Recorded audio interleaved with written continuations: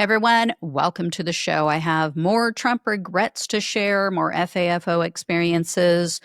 This first one, this comes from the Focus Group podcast that's conducted by Sarah Longwell's organization. They ran two groups of swing voters. These are people who voted for Biden in 2020, and then they went for Trump in 2024. And this first person that you're going to hear, this is like the living embodiment of the memes that are going around, showing people wearing MAGA hats, and they're cartoon characters, and they're saying things like, "Oh, I can't afford groceries, but at least transgender people can't use my bathroom."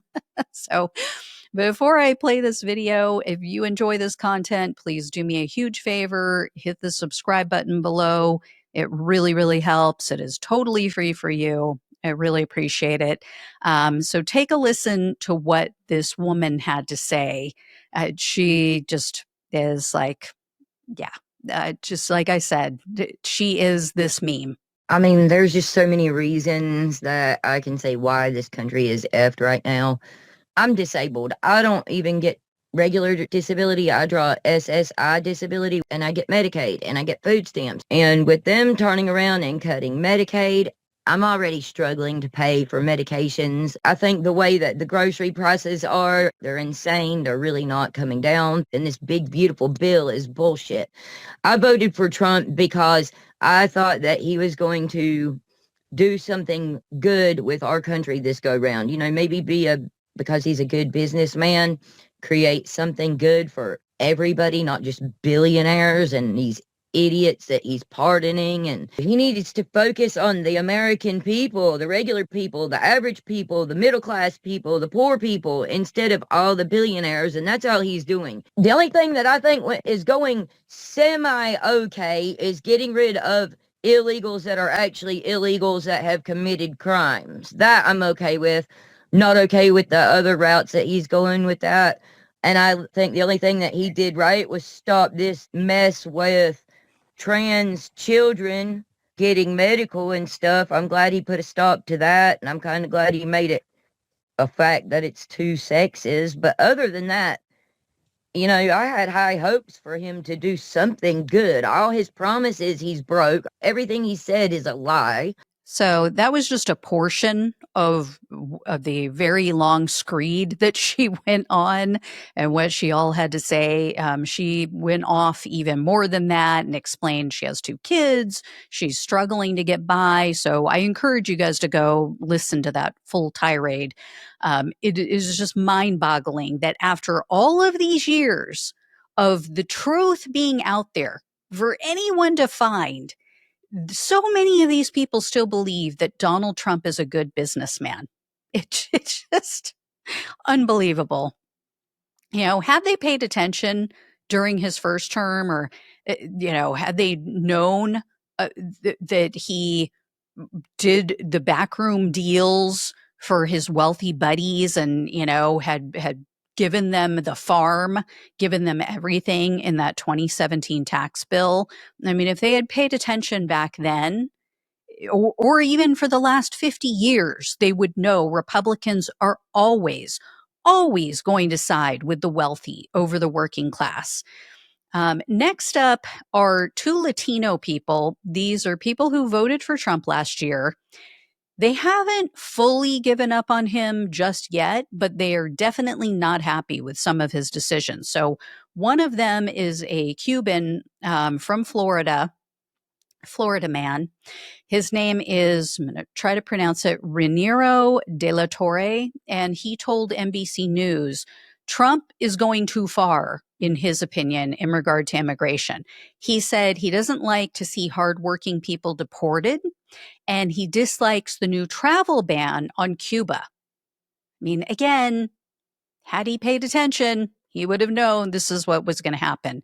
But De La Torre told the news outlet, quote, "It's still early in the presidency, and we have to give him time to see what he does."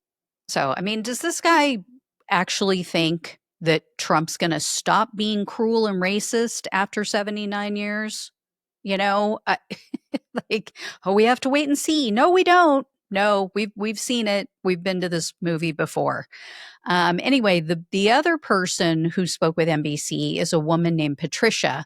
She also voted for Trump, and she refused to give her last name, but Patricia agreed with De La Torre, and she said, quote, "He is deporting innocent people, and I don't like the tariffs, but maybe at the end it will be better, or it will be for the better." These people are delusional, absolutely delusional. How did his first term end? Right? How'd that work out for you, Patricia? As far as I remember, it was an insurrection at the US Capitol and an attempted coup. Next, I have another video. This is also from the Focus Group podcast. This woman is also unhappy about the state of the economy. So check this out. I was kind of a little optimistic, like, okay, well, maybe, there's some things about him that I don't care for, but there's some other things that I was hoping to see some momentum with, specifically like the economy. And I just think it's honestly not going well. Like, so many people are laid off, so many people are struggling, and I just feel like it's across the board. Like, pretty much everybody that I know knows one or two people who are just kind of barely getting by. And that wasn't always the case. Yeah. So, not working out the way they thought. Next up is a man named Erwin McCone. He voted for Trump in 2024 because he said he wanted the border to be more secure. But McCone spoke with the New York Times and he said that he's disturbed about the quote unquote indiscriminate and cruel way that the Trump ghouls, his Gestapo, are handling everything and going about deporting people. And McCone also took issue with Trump deploying the National Guard and the Marines to Los Angeles, simply because, in his words, quote, "people want to walk the streets and question policies." And then McCone also said, quote, "We have played a role in this. We've allowed illegals to work in our country for years. The way he's doing things is appealing to the racist side of America. I thought we had gotten past a lot of our bigotry and our racist tendencies." Ah, McCone, where have you been? I also have posts from Trump voters who are furious about Trump's support for Israel, especially since it's now being reported that the U.S. condoned and coordinated with Netanyahu in the bombing of Iran.